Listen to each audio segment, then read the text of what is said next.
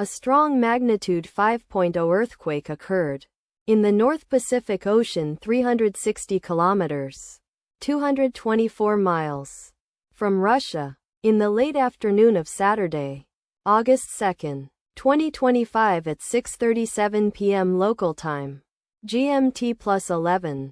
The quake had a shallow depth of 35 kilometers, 22 miles, and was not felt, or at least not reported so.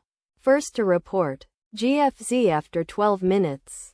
The earthquake occurred 9 hours after a magnitude 5.1 earthquake had hit on Saturday, August 2, 2025, at 9:51 a.m.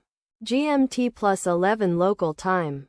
In 40 kilometers, 25 miles, distance to the northwest. Data source from Volcano Discovery. Did you feel it?